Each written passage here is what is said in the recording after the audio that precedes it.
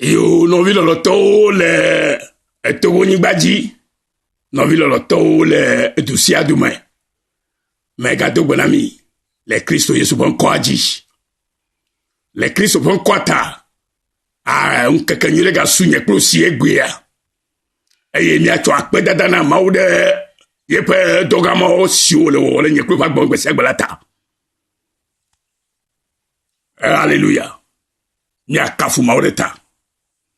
Mebe ŋu ɖe ke na mi, eye wònye ŋkeke nyui ɖe. Abe ke Mawu wɔ ŋkekeawo, ye wòyra wo katã ene. Ye wògblɔ be enyo, ye yra wo katã la. Kekeawo katã wonyo na mi le Mawu ƒe ɖoɖo nu. Eye ta megblɔ be le si ke Mawu be nanyo ɖo la, nanyo ɖo hã nenema pɛpɛpɛ le egbe ƒe ŋkekea me. Egbe la, nɔvinye, Gbɔgbɔ Kɔkɔe gana enya ɖe mi. Eye wònye nya nyui ɖe, si ke nye Mawu ƒe nya. Mawu ƒe nya la, nya nyui ko wònye. Na nye kplo bena miate ŋu akpɔ emɔa, eye ale mɔa, bena mi manɔ mɔ gbadza dzi ye miayi ɖe tsɔtsrɔ̃ me ke boŋ emɔ buia dzia, ke kplɔ mi ɖe agbe mavɔ me la, be miakudo atɔm adze si ye anɔ edzi ne agbekpɔkpɔ blibo le Yesu Kristo ƒe ŋkɔ me.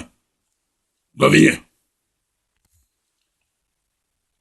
Français gbe gblɔ be ɖi, quiconque qui se dit homme de Dieu, apôtre, docteur, révérend, serviteur de Dieu, évangéliste, ou prophète, chrétien ou chrétienne, mais qui supporte le mal, n'est pas un chrétien de Christ ressuscité, mais un magicien de grand chemin.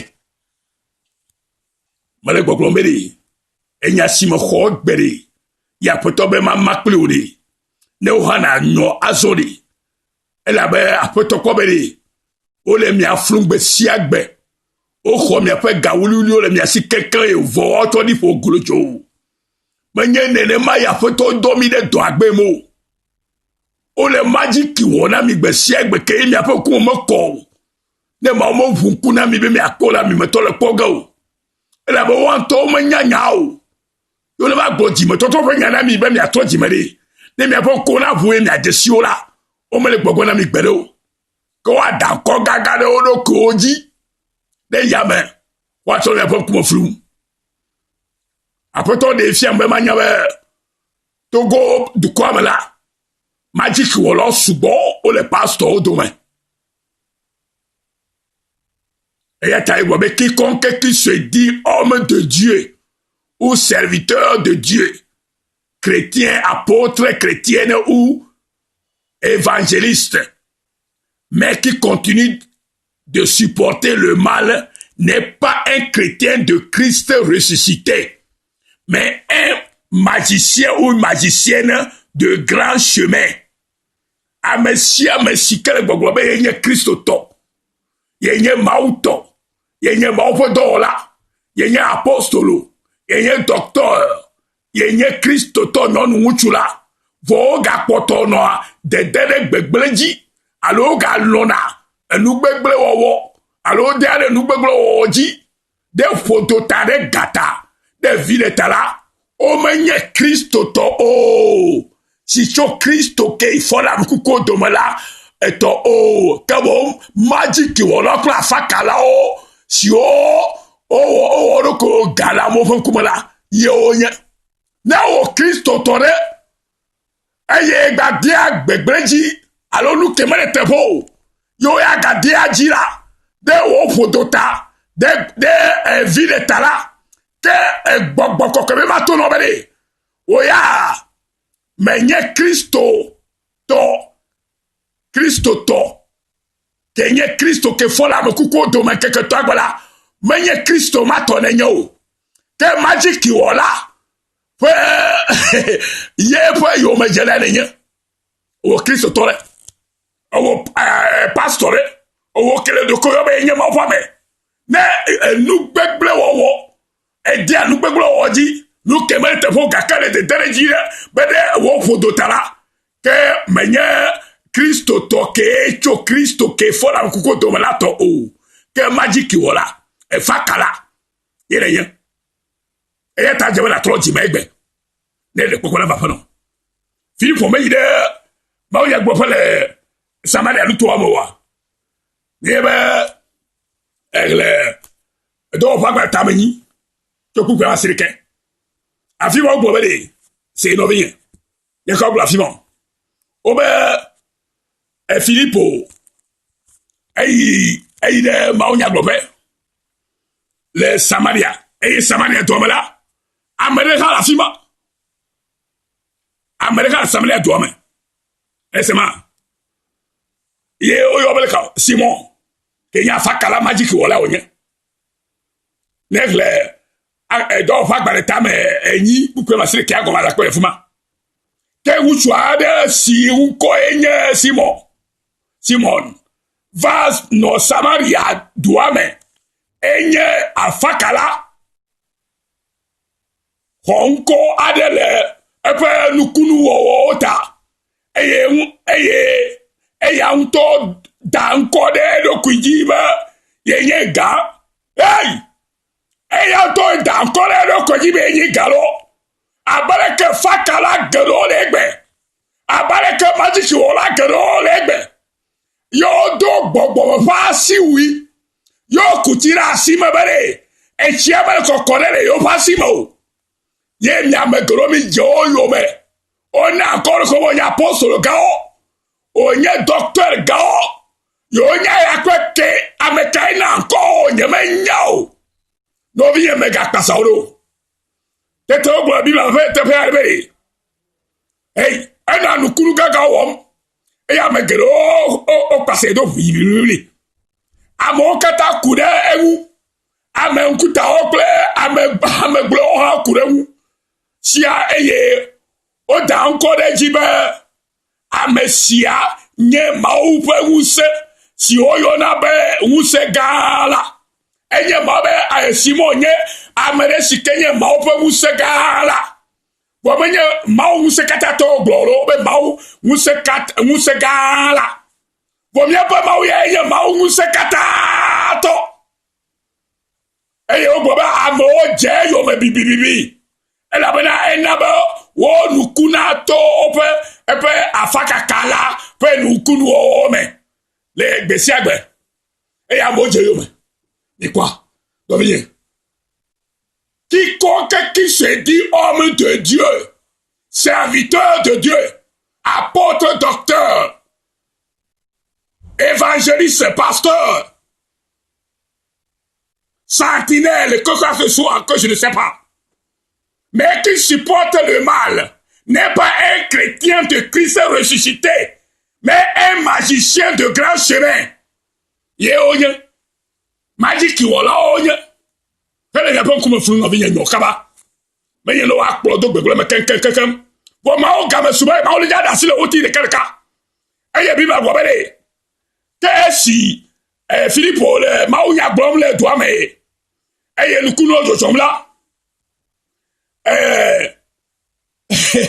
lukun to la Simon afakala ha unto ha ho ma o nya jise ko ma o nya jise be ma o pa nya te fe Dakama ko maoji so e ko mo pa nyaji se dakama ko maoji so yo de titani le sia megbela Philippe ou elle Philippe ou quick be ya nyara kele mo omdo hey magic gbogbo elle togo to me gbogbo o to ble kuma na kekeka togo via mi no kabalo Nenyo be pastor nyate peto le to a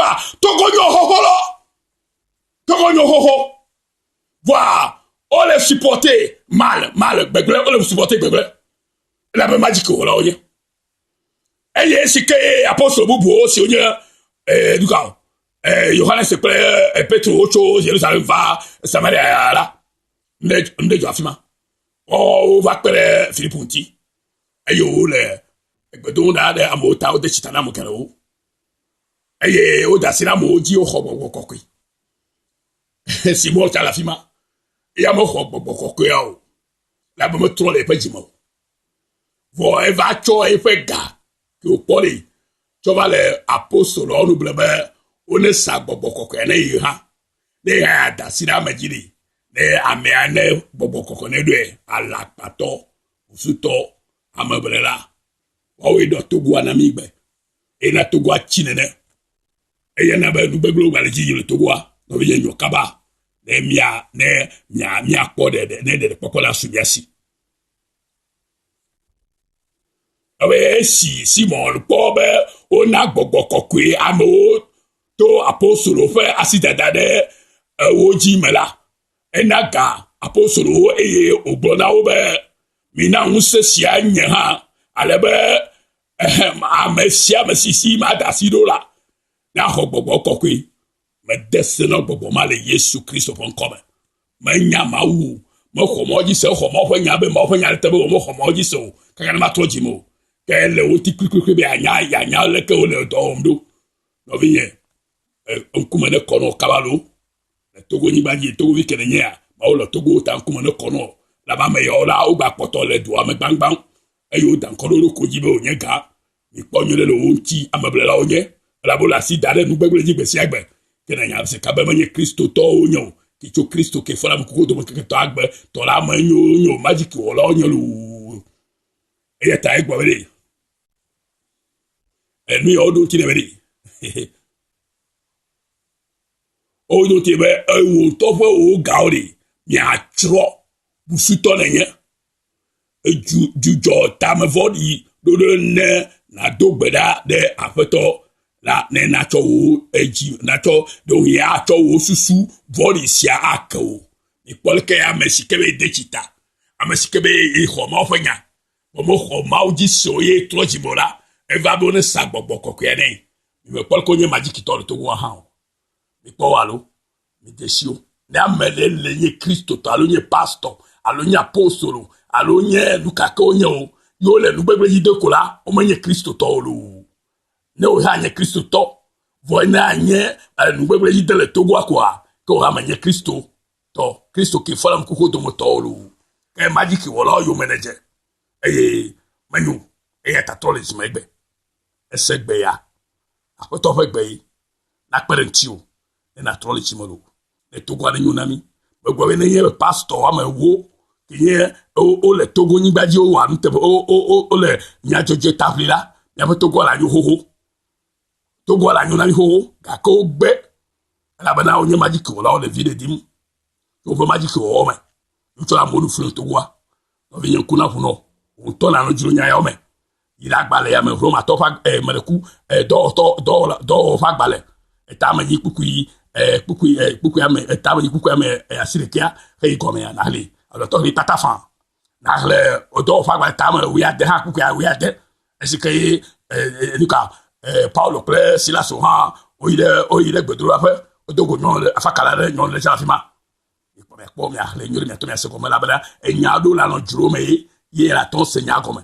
Ne wogblɔ nya kɔ be hɔ̃e ko la, metɔ be wodzro anya me keke sia keke bena gbɔgbɔ kɔ na kpe ɖe ŋuti na tɔ nya be nya ke wogblɔ li nyateƒe megakpasa ame ɖo huluhulu ko be enye gã enye nu kia wɔ la ewɔ anukunu be eya ko na kpasɛ ɖo.